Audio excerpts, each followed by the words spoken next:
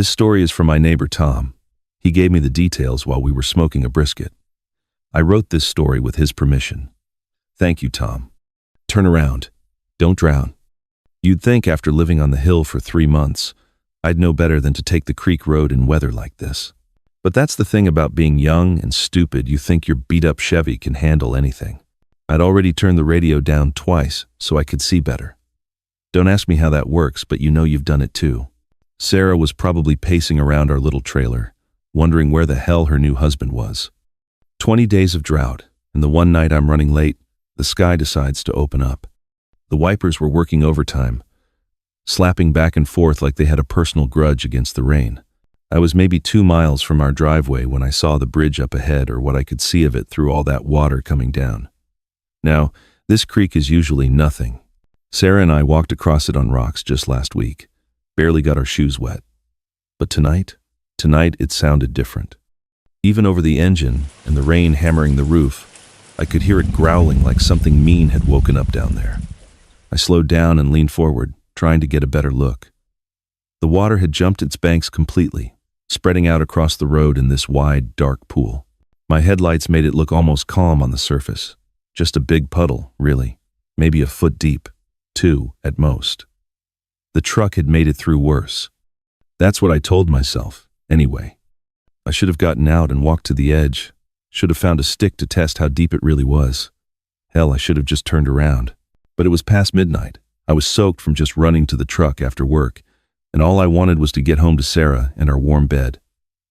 Plus, what kind of man gets stopped by a little creek water? So I eased off the brake and rolled forward. Just gonna take it slow and steady, I thought. The moment my front tires hit that water, I knew I'd screwed up bad. What looked like a harmless puddle grabbed hold of my truck like it had been waiting for me. The steering wheel jerked hard to the right, almost breaking my grip, and the engine started coughing like an old man with emphysema. Then it just quit. And that's when I realized I wasn't driving anymore. The creek was. You know that moment in a nightmare when you realize you can't wake up? This was worse. Because I was wide awake and watching it happen. The current grabbed my truck like it was made of cardboard, spinning me around so fast I couldn't tell which way was forward anymore. Through the windshield, all I could see were tree branches whipping past and water. So much dark water, it looked like the whole world had turned liquid. Something slammed into the passenger side hard enough to rattle my teeth. A log, maybe, or a rock the size of a washing machine. The impact threw me against the driver's door, and suddenly that window was way too close to my face for comfort. My hands were shaking so bad I could barely grip the wheel. Not that it mattered, I might as well have been steering a cork in a bathtub. That's when the water started coming in. Just a trickle at first, seeping through the door seams like the creek was testing how long it had before it could really get to work on me. Cold as hell, too. It wrapped around my ankle like a snake, and I swear I could feel it getting higher by the second. That's when it really hit me. I was going to die in here. Not maybe, not if things went wrong. I was actually going to drown in my own damn truck. 2 miles from home, 2 miles from Sarah. The headlights were still working, cutting through the murky water like some kind of sick joke, lighting up all the crap floating around me. Branches thick as my arm, chunks of God knows what. All of it swirling in this underwater tornado that had my truck right in the middle. The water was up to my shins now, creeping higher, and every time the current slammed me into something else, more of it poured in. My sanctuary, this beat-up Chevy that was supposed to get me home safe to my wife, had turned into my coffin, and there wasn't a damn thing I could do about it except sit there and watch it happen. I'd never been so scared in my life. I had maybe 30 seconds before this thing went completely under. The water was rushing in faster now, up past my knees, and I could feel the truck settling deeper with every second. The door wasn't budging, too much pressure from the water outside. But the driver's side window was still up above the floodline. I cranked it down and immediately got slapped in the face by a wall of freezing water. The current was so strong it felt like getting hit with a fire hose. But there, maybe 3 feet away, I could see this branch sticking out of the water. Not much to look at, about as thick as my wrist, probably from some oak tree that got uprooted upstream. But it was the only solid thing I could reach. I took a deep breath and launched myself out that window. Big mistake. The current grabbed me instantly, dragging me down until I was neck deep in that freezing hell. My chin was barely above the surface, and wave after wave kept smacking me in the face. I'd try to suck in air, but before I could fill my lungs, another surge would hit me, forcing dirty water up my nose and down my throat. I was choking, gasping, drowning while still breathing. My arms were wrapped around that slick branch, but I could feel my grip failing with each wave that tried to rip me away. My lungs were burning, desperate for a full breath I couldn't catch. I was starting to see spots dancing in front of my eyes when something slammed into the back of my skull. Hard. Felt like getting hit with a baseball bat, and for a second everything went white. I nearly let go of that branch right then and there. Would have been swept away if my arms hadn't locked up from pure instinct. Hey! Hey! Through the roar of water and the ringing in my head, I heard someone shouting, a man's voice, coming from somewhere upstream. Grab the rope! Grab the rope! I blinked the muddy water out of my eyes and saw a yellow rope with a fat knot tied at the end, bobbing in the current maybe 2 feet away from me. I didn't think, just lunged for it, wrapping my fist around that knot like it was the last thing on earth. The second I had it, I heard a truck engine rev hard upstream. The rope went taut, and suddenly I was flying through the water, getting dragged toward shore so fast I thought my arm might rip clean off. But I held on. Hell, you couldn't have pried that knot out of my hands with a crowbar.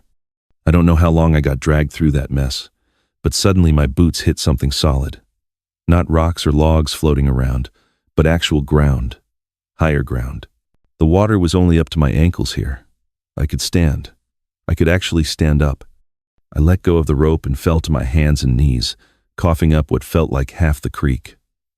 Muddy water came pouring out of my mouth and nose, and every breath felt like I was sucking air through a wet towel. My chest was on fire. My head was pounding where whatever hit me had left its mark, and I was shaking so hard I could barely keep myself upright. When I finally managed to look up, trying to see who the hell had just saved my life, there was nothing. No truck, no rope, no voice calling out, just darkness and rain. But off in the distance, maybe a quarter mile down the flooded road, I could see yellow lights bouncing through the storm. The volunteer fire department, heading straight for me. Not searching, not wandering around, heading right to where I was standing like they knew exactly where to find me. Whoever had pulled me out of that water was already gone, like some kind of ghost. And somehow, they'd made sure help was coming. The fire chief, Bobby Henderson, I'd known him since high school, took one look at me and shook his head. Hospital, no arguments, he said, even though I kept insisting I was fine. You got water in your lungs, probably a concussion from whatever smacked you, and you're shaking like a leaf. Sarah's gonna kill me if I don't get you checked out. Sarah. Christ, I hadn't even thought about calling her. She was probably going out of her mind by now. Bobby, can you? Already did, he said, helping me into the ambulance. Called her soon as we got the report. She's meeting us at the hospital. The ride was a blur of oxygen masks and paramedics, asking me the same questions over and over, but all I could think about was how I was going to explain this to Sarah. How do you tell your wife of 3 months that you nearly drowned because you were too stubborn to turn around? When we pulled up to the ER, she was already there, pacing in the parking lot in her pajamas and rain boots. The second she saw me, she started crying, not the pretty kind of crying you see in movies, but the ugly, relief-sobbing kind that comes from thinking you might have lost someone. Sarah didn't say a word when they wheeled me in, just grabbed my hand and held on like she was afraid I might disappear again. Her face was streaked with tears and rain, and I could see in her eyes that she'd already imagined the worst. When I squeezed her hand back, she finally let out this shaky breath, like she'd been holding it for hours. I'm okay, I whispered, though we both knew how close that wasn't true. Later, after the doctors had pumped the creek water out of my lungs and stitched up the gash on my head, after Sarah had called my boss and her parents and anyone else who might worry, I lay there in that hospital bed staring at the ceiling tiles. 3 months married, and I'd almost made Sarah a widow over a flooded creek, all because I was too proud, too impatient, too damn sure I knew better than Mother Nature. I kept thinking about that voice in the storm, that rope appearing just when I needed it most. Someone had been watching out for me when I was too stupid to watch out for myself. Sarah and I celebrated our 25th anniversary last month. Now we live 1,000 miles from that creek road, 1,000 miles from the man I used to be. The life we built has been a good one, full of kids and now 1 grandkid and laughter. But every time a big storm rolls through, I still feel a shiver, a memory of cold water and the sound of my truck giving up. I look at Sarah, asleep beside me, and I see the beautiful, weathered lines around her eyes. And I think about how close I came to never knowing her past that night. And I'm grateful, not just for the stranger who saved me, but for every single day I've had since that night. I got a second chance, and I will never forget it. His body lay there, on the metal table. I looked at the hole on his back, near the right kidney, with my fingers interlaced, thinking, a lot of people might rub their chin or lean on a counter, but I'd learned not to do that in med school. Just lace your fingers together, nitrile glove on nitrile glove. It avoids a lot of contamination issues. All of us at the coroner's office had been putting in some serious overtime since the hurricane had hit the coast. The news said it was the worst ever recorded. Rain still poured down, and the streets were half flooded even if you weren't in the storm surge. Our facility was close to capacity, and we needed to get those bodies properly ID'd before sending them to a morgue.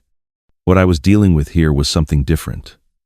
A day after the storm hit, this particular body was recovered from a street flooded with the surge. When we ran prints, he had an exceptional criminal record, and the finger-width hole was assumed to be from a bullet. A plausible conclusion would be that he was looting. Things weren't adding up, though. What had been labeled an entry wound looked a lot more like an exit wound to me. It was larger, rougher, and didn't have any abrasion from the bullet entry. Details like that were unreliable on bodies that had been in the water for a while, but I saw no evidence of bacterial decomposition. It was also a bit strange that the man had clawed at the entry, but I supposed it was a reaction to the pain. There was a simple solution to this puzzle. If it was a gunshot wound with no exit, there would be a bullet. I turned him onto his back. Normally, someone would have helped me, but we were totally swamped. Rolling over a dead body weighing more than you do is hard work, but this wasn't my first rodeo. I started the Y incision to open up the chest and abdominal cavities. Really? You're doing that now? Flynn was about 14 hours into his shift. I couldn't blame him for wanting to get the easier bodies out of there and keeping the rest on ice so he could go home. I'm the doc. I call the shots. I'm working on this one, but I can do it alone. You just keep processing those others. Yeah. His voice was resigned, not resentful. Shoulders shrugged in his scrubs. I didn't need to see behind the surgical mask to know he was frowning. This was a tough week for all of us. Once I'd gotten the abdomen open, I started checking his left side. The first thing I noticed was that the kidney was missing. A lot of people only have one kidney. That wasn't what I was looking at. Both arteries and the ureter had been severed. Perhaps the bullet had passed through those, since there was notable tissue damage and internal bleeding. However, the condition of the connective tissues meant that he still had the kidney until very recently, and bullets don't make organs disappear. So what does make organs disappear? Perhaps it had moved around, once it wasn't attached to anything. Stranger things had happened. The whole abdomen had to be examined anyway, so I just carried on, figuring I would find it at some point. I discovered a large hole in the liver. Removing the deep red organ carefully, I turned it over in my hands. There was only one hole. If a bullet was in him, it would be there. It felt heavy, the cold, wet mass wanting to slip from my gloves. Normally, I would expect a liver this large to be fatty, but didn't look like it. Curious, I put it on the scale. 2.4 kilogram. That was big. I went to write the weight down and to take a break. Normally, an assistant would do it. I took off my gloves to write notes on everything so far, massaging my stiff neck for a moment. When I checked the clock, it was 10:45 p.m. I'm grabbing a coffee, you want one? Yes, please. Actually, if it's not too much trouble, can you grab me a water too? Good idea. Flynn was right. I'd forgotten to drink any water, or eat, or do anything but work the last 5 hours or so. I poured a couple of coffees and tucked 2 water bottles into my pockets. Making my way back down the fluorescent white hallway, I shouldered through heavy doors that pushed open from either side. They were convenient for moving bodies, or when you were carrying multiple beverages. You doing all right? I asked. Doing just fine. Appreciate the drinks, Doc. He gave a nod. I downed the entire water bottle in one go, then drank about half of my coffee. I checked my phone for anything from my husband. Text me when you're heading home. Love you. He was probably asleep already. Sleep sounded pretty good, but I had a kidney to find. I put on my lab coat, gloves, mask, and glasses. Seeing the liver, I froze in confusion. In the sterile white light, it looked deflated. This had been a long shift, but I wasn't imagining things. My notes said 2.4 kilogram, but the scale now read 1.1 kilogram. Hurrying over, I stared at the green LED numbers, as if they might change again. I was about to pick the liver back up when I noticed a wet, dark trail streaking from the metal plate of the scale onto the counter, then down to the tile floor.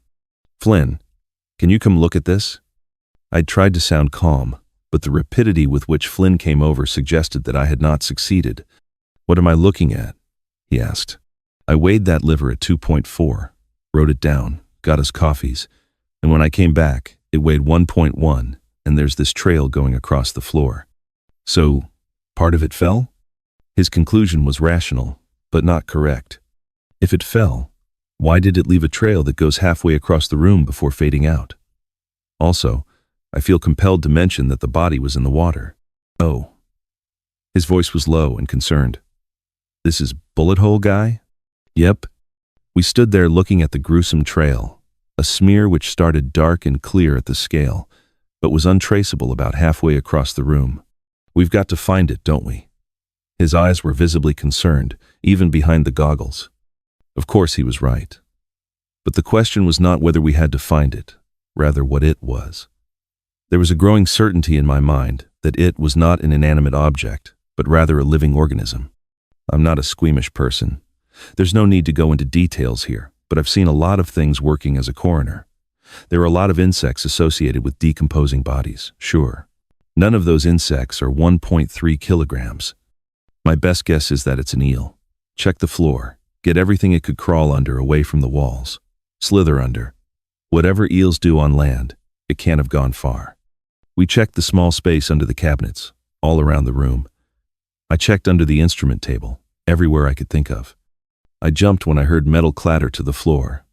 Flynn cursed. My first instinct was that the creature had knocked something down, but Flynn had just bumped a tray accidentally. I could tell his nerves were thin, as were mine. It's not here, he said. Do you want me to check the next room? I glanced at the doorway. The rubber sweeps on the base of the door looked secure. I doubted anything could have gotten through. Let's just slow down and think for a second. The whole search had been a panicked reaction. When we had started, my intuition had been that whatever had come out of the man's liver would be laying on the floor somewhere. Since it wasn't, we would need a new strategy. Blacklight, I said. Behind his mask, Flynn nodded in agreement, quickly going to a drawer and pulling out a blacklight shaped like a baton, with 2 long bulbs encased in a plastic frame. He flipped it on, carefully walking toward the scale. The trail glowed a sinister yellow-green. Initially, the dark smears were obvious even to the naked eye, but where they had first seemed to disappear, now lay a faint, glowing trail. What are those little marks along both sides? Do eels have, flippers? I think some of them do. Perhaps my voice indicated it, but looking at this strange track, I was becoming less confident we were searching for an eel. When the trail meandered across the floor toward a gurney, a nauseous feeling started in my stomach. As it went up the wheel, then coiled around the stainless steel leg, acid began to enter my throat. A closed body bag lay at the end of the blacklight's trail. We're turning the body over. Flynn didn't want to, but he nodded. We turned the black bag over on the stainless steel gurney, and I found what I was looking for. A finger-sized hole through the plastic. Oh God.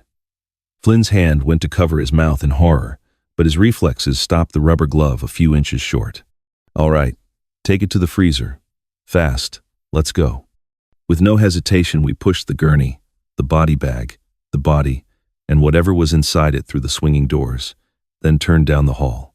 With one hand on the gurney, I reached out for the long, horizontal handle on the stainless steel doors of the insulated freezer room. I was in denial when I felt something sharp on my glove. It had to be the zipper on the bag, I told myself. As my head whipped around, Flynn screamed. A breathy ha noise escaped my lips. The front of it had some kind of teeth or mandibles, evenly spaced and radiating from what must have been its mouth. Behind that small, sharp legs, perhaps an inch long, were going across the back of my glove. They must have been sharp, because they had easily cut through the nitrile and left small pinpricks of blood. The whole thing was jointed, armored, looked like bone. All of this I tell you from memory. Part of me wants to think that I misremembered the thing on the back of my hand, but I know what I saw. It burned into my retinas like a photograph, even though I violently flung my hand the moment I saw it. Pointed legs dug into my skin, and the length of the monstrosity was pulled out from the body bag and flung across the hall, as I shook my arm as hard as I could in panic. It left a wet mark where it hit the wall, then flopped to the ground. Before I knew it, the thing had scurried toward the exit doors, legs scratching at the base of them, then found a tiny gap right in the middle. As it forced its way under, I noticed with horror it must have been about 3 feet long. I ran back the way we had come, grabbing a fire extinguisher from the wall. I couldn't tell you whether I would have sprayed it or bludgeoned it, but I needed to stop it. If nothing else, I needed to know what it was. I needed it desperately.